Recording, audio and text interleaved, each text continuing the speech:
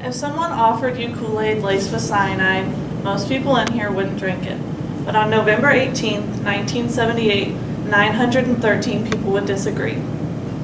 The Jonestown Massacre was a horrible strategy that stemmed from corruption of power and manipulation of innocent people. Most people in here have probably watched a murder mystery or two, and they're extremely popular on Netflix. From the John Benet Ramsey case to lots of others like the Ted Bundy tapes, people just begin to get enthralled in people's tragedies. When I started researching Jim Jones, I started to get a pretty good grasp on what type of person he was, but I also started to find a lot of unanswered questions. As every good investigation, it starts from the beginning. So firstly, I'll be talking about Jim Jones' early life. Next, I'll be speaking about the church and the events leading up to the massacre. And lastly, I'd like to share a message that a lot of the affected families would like people to know. So, firstly, church is a place of worship, healing, and acceptance. And I believe that most people in here have probably been to church. When you go, you look around and you see a beautiful mix of races and people of all walks of life. But it wasn't always like that. Taking a look back into the late 50s and 60s, all churches were segregated, and we were far from the Civil Rights Act. Author Jennifer Peterson from Great Neck Publishing writes on August 1st, 2017 about Jim Jones' early life. From the early days, he was an avid preacher, and you could find him on every street corner preaching to people. And later on, he became a student pastor in predominantly black churches. But nothing was really up to his standards of integration, so he decided to create his own church, called the People's Temple. He would gather thousands and thousands of people, and they would flock to hear him eloquently preach about new ways of life and integration. His creed for his church was racial equality and freedom for all. And on top of all of that, you could see blacks and whites hand in hand praying together. This was such a radical idea, and it continued to gain more and more popularity. So, of course, the media had a close watch on what Jim Jones was doing with his every move, and he started to get very uneasy. So he decided to do something drastic.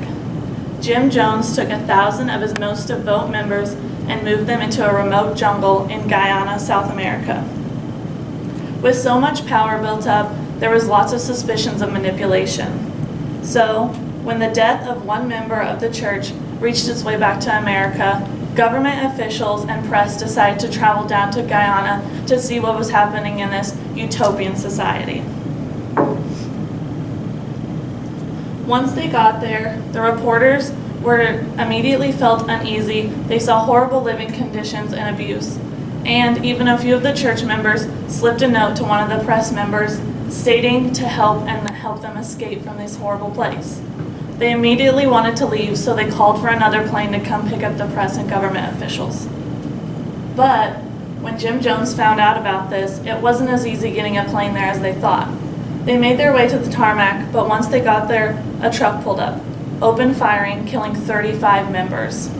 Jim Jones couldn't let his secret get out about what was happening in this place. So he decided to call all of the members under a pavilion. All the members were forced to drink Kool-Aid laced with cyanide. Kids and people unwilling were either injected or shot right there on the spot.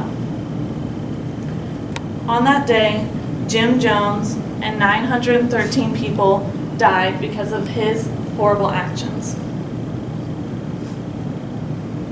Most people assume that this is a mass suicide, but it was far from that.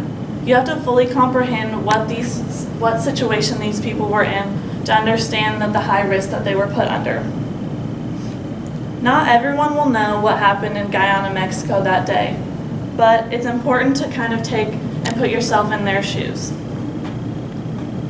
Some people believe that the CIA was involved or theorize that this was some huge mind control experiment, but we'll never fully understand what happened in Guyana, South America that day.